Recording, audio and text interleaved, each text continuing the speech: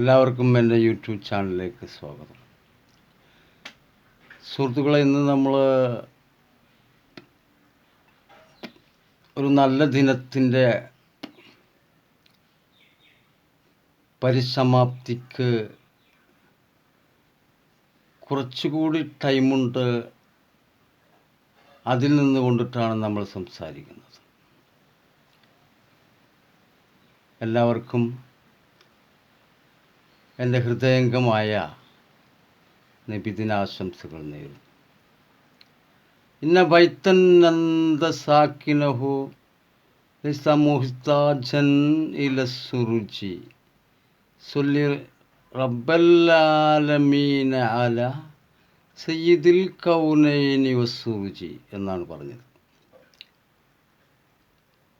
ഓരോ വീട്ടിലും നബി താമസിച്ചാൽ അവളുടെ വിളക്ക് തീരെ വേണ്ട എന്നാണ് ഈ വരിയുടെ അർത്ഥം. അതായത് ശാസ്ത്രീയ രംഗത്തും സാമൂഹിക രംഗത്തും എന്നുവേണ്ട സകലമാന വിദ്യാഭ്യാസ രംഗത്തും പ്രക്ഷോഭിച്ച പ്രസ്തുത വരിയിൽ ചൂണ്ടിക്കാണിക്കുന്ന മഹാനായ റസൂലുള്ളാഹി സ്വല്ലല്ലാഹു അലൈഹി വസല്ലം തങ്ങൾ ഏതെങ്കിലും ഒരു വീട്ടിൽ വന്ന് താമസിക്കുകയാണെങ്കിൽ അവിടെ പിന്നെ വിജ്ഞാനം തിരഞ്ഞു നടക്കേണ്ട ആവശ്യമില്ല എന്നാണ് ഈ വരിയുടെ അർത്ഥം. അല്ല, ഇതിൽ കൊല്ലും കൊലയും കണ്ണി കണ്ട ഒരു വർത്താനമില്ല. അതിൻ്റെ ഒന്നും ആളല്ല റസൂലുള്ളാഹി സ്വല്ലല്ലാഹു അലൈഹി വസല്ലം തങ്ങൾ. അപ്പോൾ ഈ റസൂലുള്ളാഹി അലൈഹി വസല്ലം തങ്ങളുടെ മിലാദ് ഷരീഫ് ആഘോഷിക്കണ്ട എന്ന് പറയുന്നവരുണ്ട്, ആഘോഷിച്ച് തിമർക്കുന്നവരുമുണ്ട്. ഈ ആഘോഷിച്ച് തിമർക്കുമ്പോൾ ലോകങ്ങളിലുള്ള മുഴുവൻ മുസ്ലിങ്ങൾ ഇത് ചെയ്യുമ്പോൾ അവരെ തടുത്തു നിർത്താൻ പിന്നെ ആർക്കെങ്കിലും സാധിക്കുമോ? കാരണം ഇത് സ്വാതന്ത്ര്യമാണ്, ലോകൈക സ്വാതന്ത്ര്യം നേടിത്തന്നതാണ് എന്നുള്ളതാണ് റസൂൽ സ്വല്ലല്ലാഹു അലൈഹി വസല്ലം എന്ന് പറയുന്നത്. ആളുകൾക്ക് സ്വാതന്ത്ര്യമാണ് ഇഷ്ടം. അന്നുള്ള രാജാക്കന്മാരെല്ലാം എല്ലാവരുടെയും കാര്യങ്ങളെല്ലാം വെട്ടിപ്പിടിച്ച് അവരുടെ അധീനതയിലാക്കിയിരുന്ന സമയത്ത് ഇവിടെ ഒരു രാജാവ് സർവസ്വതന്ത്രനായിട്ട് ഭരിച്ചു ലോകം മുഴുവൻ എന്നുള്ളതാണ്. അതാണ് സഫീന റസൂലുള്ളാഹി സ്വല്ലല്ലാഹു അലൈഹി വസല്ലം തങ്ങൾ.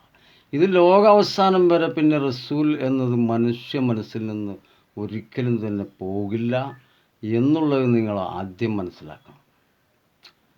തങ്ങളുടെ സ്വന്തം രാജ്യത്ത് ജനിച്ചിട്ട് ആ രാജ്യത്ത് ജനിച്ച റസൂലിനെ പറ്റി തങ്ങൾക്ക് ഇത്രയും മനോഹരമായൊരു വരികളൊന്നും ഉണ്ടാക്കാൻ സാധിച്ചില്ലല്ലോ എന്ന് പറയുന്ന അറബികൾ വരെ അന്നുണ്ട് ഇന്നുണ്ട്.